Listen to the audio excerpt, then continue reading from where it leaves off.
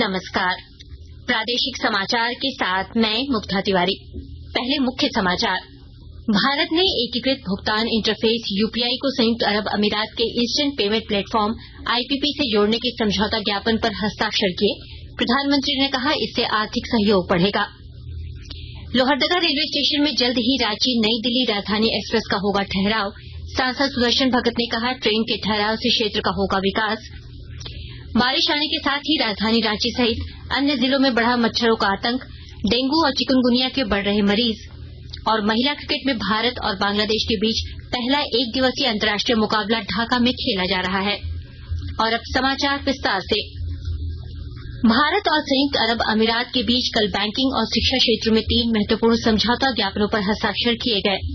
Banking क्षेत्र में स्थानीय मुद्रा के उपयोग से संबंधित 2 समझौते हुए।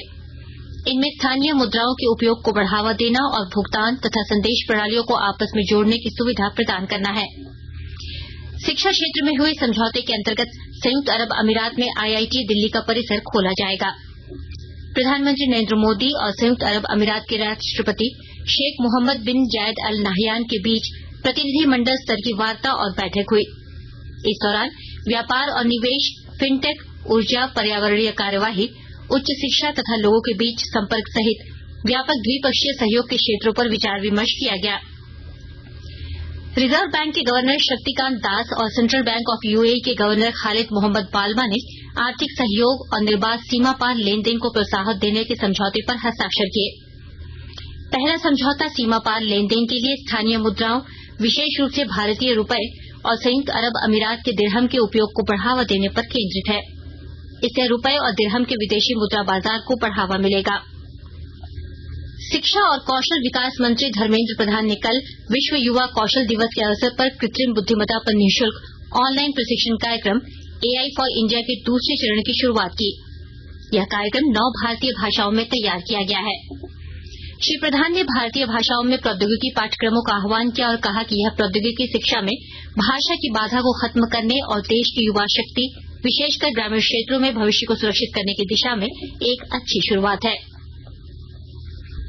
राष्ट्रीय परीक्षा एजेंसी एनटीए ने संयुक्त विश्वविद्यालय स्नातक प्रवेश परीक्षा सीयूईटी यूजी 2023 के परिणाम घोषित कर दिए हैं।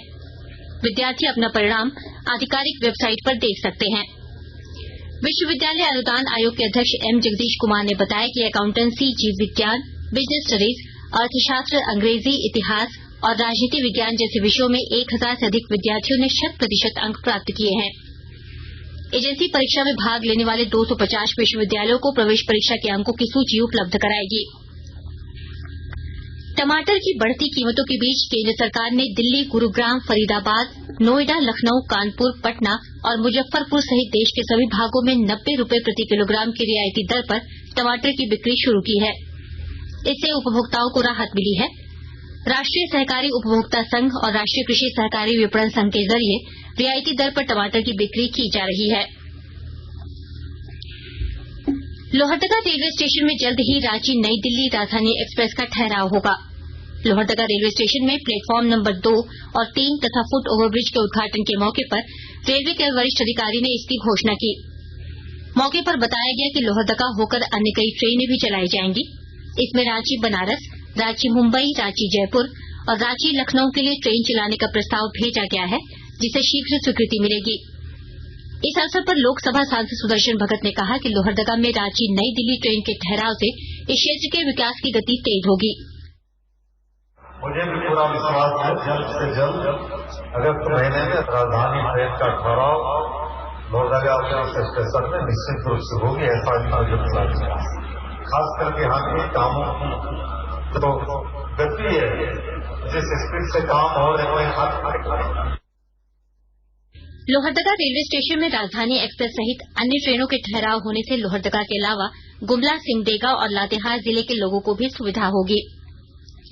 आकाशवाणी के ताजा तरीन समाचारों के लिए आप हमारी वेबसाइट newsonair.com पर लॉग ऑन कर सकते हैं। ताजा समाचार Twitter handle @AIR news alerts और Facebook page All India Radio News पर भी उपलब्ध है। आप प्रादेशिक समाचार एकांश के ट्विटर हैंडल @AIR न्यूज_रांची और फेसबुक, इंस्टाग्राम पेज तथा YouTube channel AIR news Ranchi पर भी हमारे बुलेटिन सुन सकते हैं। प्रादेशिक समाचार आप आकाशवाणी रांची से सुन रहे हैं। जेल में बंद पीएलएफआई सुप्रीमो दिनेश गोप की दोनों पत्नियों से प्रवर्तन निदेशालय ईडी पूछताछ करेगी। ईडी के अधिकारी दोनों से जेल में पूछताछ करेंगे। ईडी के विशेष न्यायाधीश पीके शर्मा की अदालत ने कल 2 दिनों की पूछताछ की अनुमति दी है। लेवी के पैसे के निवेश के बारे में ईडी पूछताछ करेगी। जैसा कि आप जानते हैं कि एनआईए की विशेष टीम ने दिनेश गोप की दोनों पत्नियों को कोलकाता से लाखों रुपए के साथ गिरफ्तार किया था। इसके बाद से दोनों न्यायिक हिरासत में हैं। गढ़वा जिले में प्रधानमंत्री आदर्श ग्राम योजना के रूप में चयनित 61 गांवों में से 53 गांवों में ग्राम विकास योजना तैयार कर लिए गए हैं। और ब्यौरा दे रहे हैं हमारे संवाददाता। गढ़वा जिले में प्रधानमंत्री आदर्श ग्राम योजना वित्तीय वर्ष 2015-16 से शुरू की गई है। इसमें द्वितीय फेज में जिले के 61 गांवों को आदर्श ग्राम के रूप में विकसित करने के लिए चयन किया गया था। इस योजना के तहत संचयित गांवों का विभिन्न स्तर पर विकास करना है। इसमें मुख्य रूप से पेयजल एवं स्वच्छता, शिक्षा, स्वास्थ्य और पोषण, समाज सुरक्षा, ग्रामीण सड़कें और आवास, विद्युत एवं स्वच्छ ईंधन, कृषि पत्तियां, वित्तीय समावेशन, डिजिटलीकरण, जीवन यापन और कौशल विकास शामिल है। इसके माध्यम से चयनित गांवों में लोगों को सभी बुनियादी सुविधाओं को पूरा करना है ताकि वे एक सम्मानजनक जीवन जी सकें। इसमें से 53 गांवों में सभी योजनाओं को पूर्ण कर लिया गया है। विनोद कुमार पाठक, आकाशवाणी समाचार, गढ़वा। राजधानी रांची के राजभवन के पास स्थित सब्जी बाजार के बाहर दुकान लगाने वाले विक्रेताओं का दुकान आवंटन रद्द करने की कार्रवाई की जाएगी। रांची नगर निगम के अपर प्रशासक कुंवर सिंह पाहन ने निगम की टीम को ऐसी दुकानों को चिन्हित करने का निर्देश दिया है जो मार्केट के बाहर दुकान लगा रहे हैं। ऐसे दुकानदारों का आवंटन रद्द करने की कार्रवाई की जाएगी। कोडरमा के झुमरी तिलैया शहर को व्यवस्थित करने के लिए नगर प्रशासन ने प्रयास तेज कर दिए हैं। इसके लिए मुख्य बाजार और ओवरब्रिज के नीचे आज अतिक्रमण हटाओ अभियान चलाया गया। इस दौरान ओवरब्रिज के नीचे बने पार्किंग जोन में अवैध रूप से संचालित हो रही दुकानों को खाली कराया गया और उसकी बैरिकेडिंग कर उसे पार्किंग जोन के रूप में तब्दील करने की तैयारी की जा रही है। हाल ही में केंद्रीय शिक्षा राज्य मंत्री अन्नपूर्णा देवी और विधायक डॉक्टर नीरा यादव ने शहर की अव्यवस्था को लेकर नगर परिषद की कार्यशाला पर सवाल उठाया था।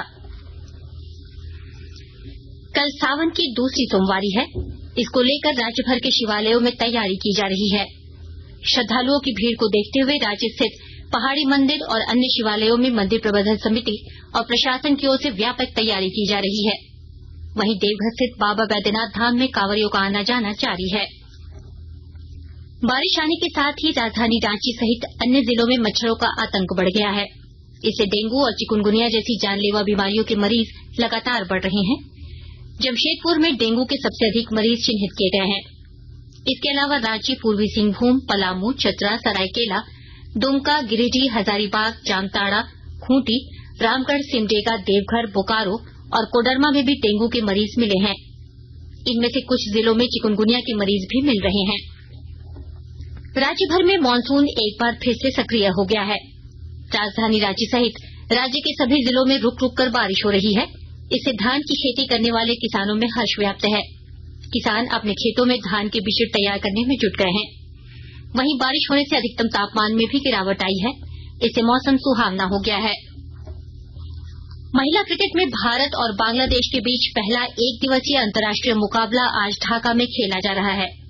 भारतीय टीम ने टॉस जीतकर पहले गेंदबाजी करना चुना। बारिश के कारण यह मैच सुबह 9 बजे की जगह विलंब से शुरू हुआ। अंत में मुख्य समाचार एक बार फिर।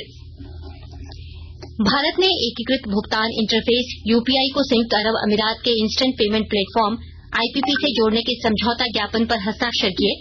प्रधानमंत्री ने कहा इससे आर्थिक सहयोग बढ़ेगा। लोहरदगा रेलवे स्टेशन में जल्द ही रांची नई दिल्ली राजधानी एक्सप्रेस का होगा ठहराव। सांसद सुदर्शन भगत ने कहा ट्रेन के ठहराव से क्षेत्र का होगा विकास। बारिश आने के साथ ही राजधानी रांची सहित अन्य जिलों में बड़ा मच्छरों का आतंक। डेंगू और चिकुनगुनिया के बढ़ रहे मरीज। और महिला क्रिकेट में भारत और बांग्लादेश के बीच पहला एक दिवसीय अंतर्राष्ट्रीय मुकाबला ढाका में खेला जा रहा है। इसके साथ ही आकाशवाणी रांची से प्रादेशिक समाचार का ये बुलेटिन समाप्त हुआ। नमस्कार।